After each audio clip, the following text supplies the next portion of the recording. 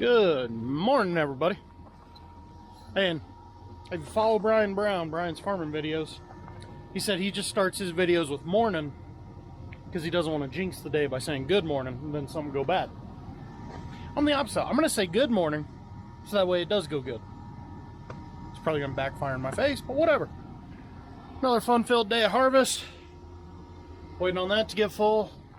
Thought it'd be closer than that by now. So I gotta start this video off by saying, found out last night I lied to you. So yesterday I was joking, hey,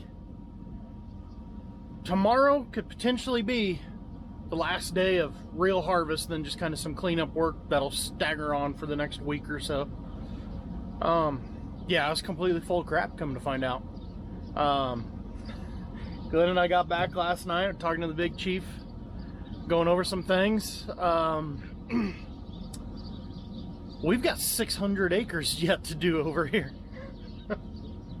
Some of it I forgot about, some of it I didn't know about. Oh, we're not even gonna be done this week now. This is, it's almost comical how bad this is. So either way, guys, get that fueled. I grab a grease gun because somehow we have a service truck with no grease gun, and we'll get headed east. Go see how today goes. Well, we're not off to a fantastic start. The gate over there to get into this place is a cattle guard that's only about 20 foot wide. I'm roughly 25 foot wide. Okay, I'm fat. I get it. Okay, I'm fat. So I found a driveway into this random field. I want to see if I can find a way to zigzag my way through everything over to where I need to be. Oh, happy we get lunch today. Just breathe. It's gonna be okay. Lane's cooking food. All's gonna be right in the world. Whew. So one thing I've learned about custom harvesting, you never know what you're going to get yourself into. So this is actually a county road right here, but there's a cattle guard at each end that is maybe 20 foot wide. I'm 25 foot wide. So I had to come in through a hay field about a half mile over, zigzag through a hay field and 3 wheat fields to get over to here. And then there's a ditch all the way around it. So trucks are crossing, a small ditch back at the bottom end to get into the field. And because of the cattle guard and a for sale sign, they can't just turn in off the highway. They got to go a half mile up the road to a yard, turn around where some old building was, hope they don't catch a nail, and then come back to us. Oh, the joys. So one way I am missing the cloth like crazy is this header. I don't know what is going on with this one, but it just wants to push. It's not pulling the crop in at all. And it's driving me absolutely nuts. But there's enough grass out here and short feed out here. See there, it's pushing. There's enough stuff out here that I know a 12-row won't work either. Glenn's getting along all right with this 10-row. The 10-row likes grass and small feed a whole lot better than the 12-row. Why? I have no idea, but it does. And over where he's at, on the other half of the field, there's not near the grass there is on this side. So I definitely can't go over there with this header if I can help it. So I don't know. Either way, it's been an aggravating morning. We only have like 7 trucks, so a lot of weight. Just had an awesome lunch break. Thank you, Lane. It's now 1:30, and the plan has changed.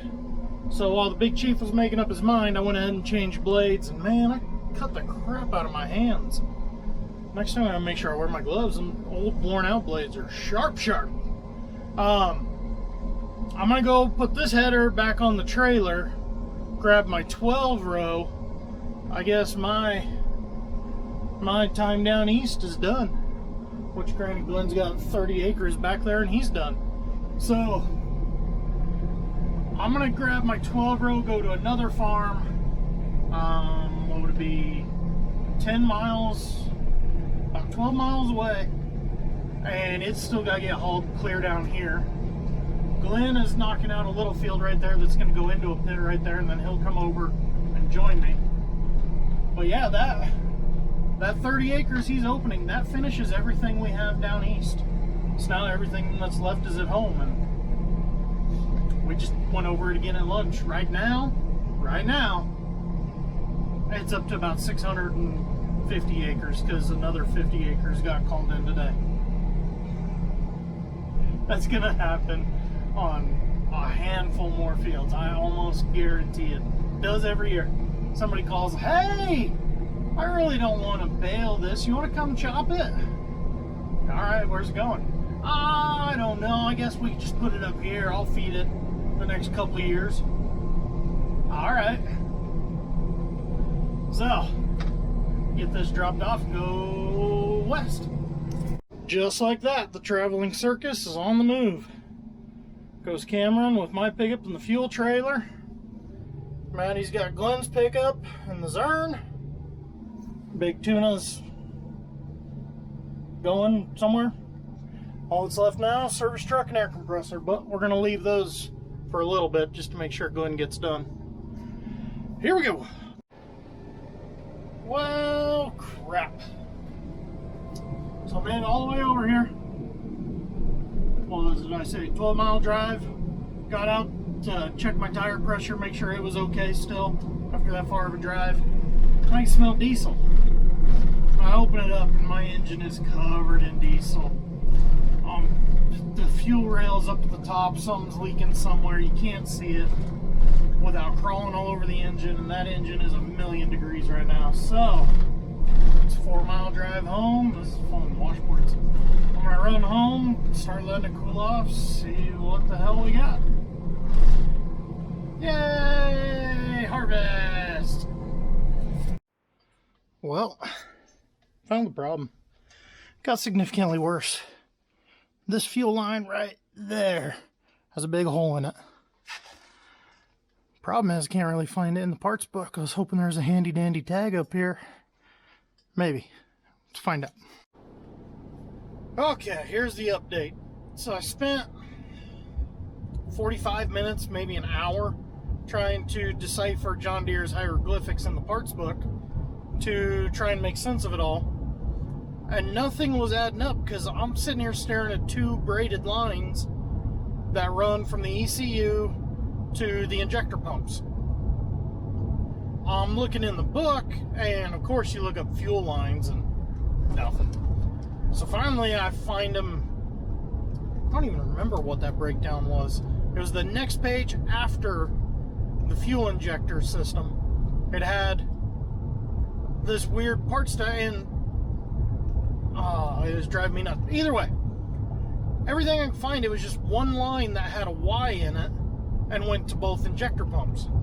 And so finally I got pissed off and called our Deere dealer and said, look up this part number, what do you got? And he looks it up and he goes, it shows a DTAC, it's been upgraded to 2 lines.